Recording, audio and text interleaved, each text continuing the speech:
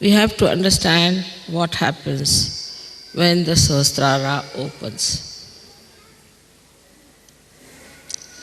When the Kundalini passes through the 5 centers, it enters into the area which we call as limbic area. This area is all surrounded by 1,000 nerves. And when these nerves get enlightened, they look like flames of Vibgyor colors, 7 colors, and very mildly, beautifully shining, emitting peace.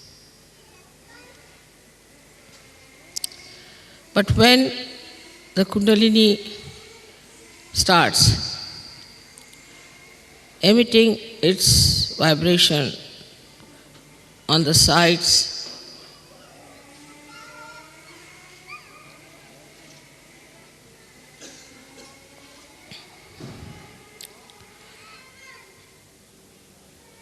all these nerves get enlightened gradually and start moving on all directions, opening the sahasrara.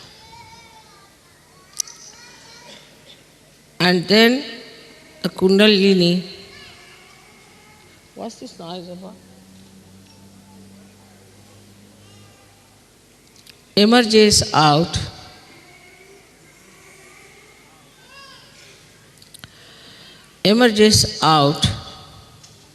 through the fontanelle bone area, which we call as brahma randra.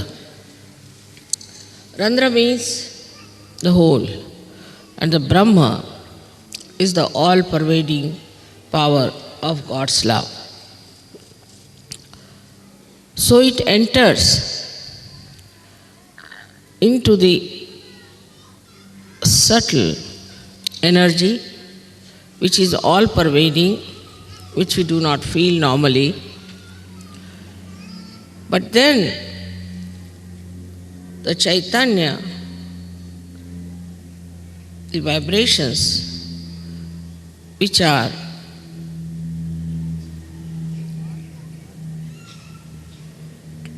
the part and parcel of this energy, all-pervading power, the Parama Chaitanya, they start entering into our brain and showering their blessings in the limbic area they assemble.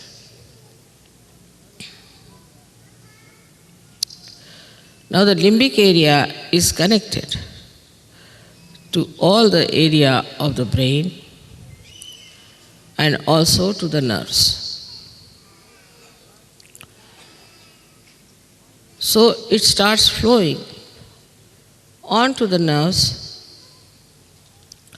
giving you the new awareness of collective consciousness called as Samuhik Chetana. So you get a new Chetana, a new awareness, which is showered upon your limbic area. The working of these Chaitanya waves is very interesting. They are normally formed like small commas, but then they go into different forms. They make themselves into swastikas as the 4-limbed symbol of innocence, or they become the Omkara, as you know how Om is written, which is the symbol of our doing, our awareness.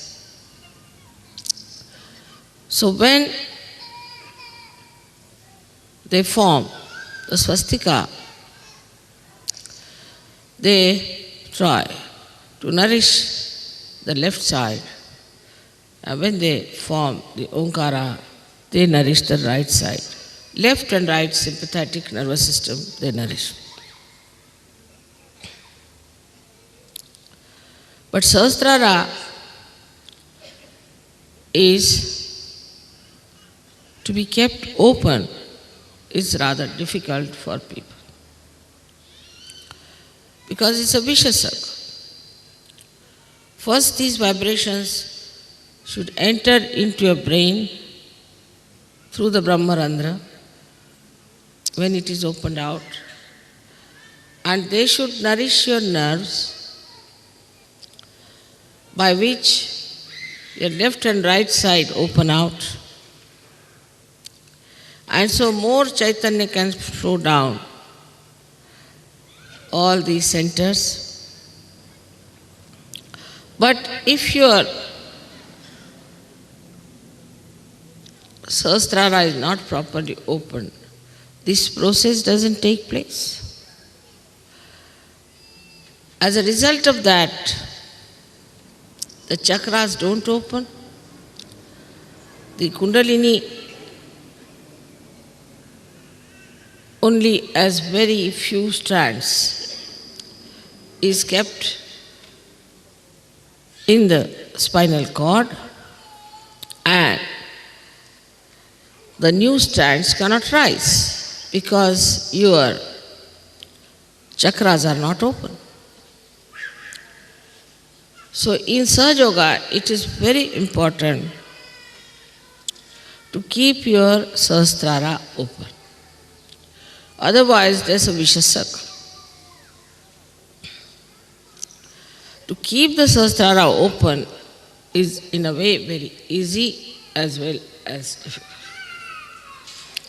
As you have known in the Devi Mahatmya, that at Sahasrare, Mahamaya comes. She is a Mahamaya. Not easy to recognize her, not easy to know her. She lives just like you, she moves just like you, and you can never make out her real nature. She is in the form of Mahamaya.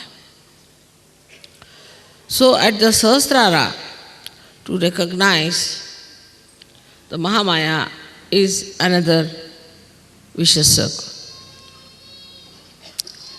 You may say that why should it be Mahamaya? Should have been better as starkingly some other form.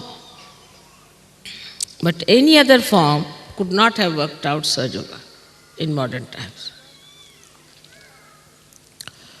Because people would have been frightened and upset. And they would never have taken to Sahaja Yoga because they had no discretion already within them to know what is right, what is wrong. That is why it had to be in the Mahamaya form. Now, in the Mahamaya form, you have to recognize. This is another test. Because Mahamaya you cannot recognize, while you have to recognize. But in Sahaja Yoga you have seen so many photographs which should convince you people mentally about this Mahamaya Swarupa.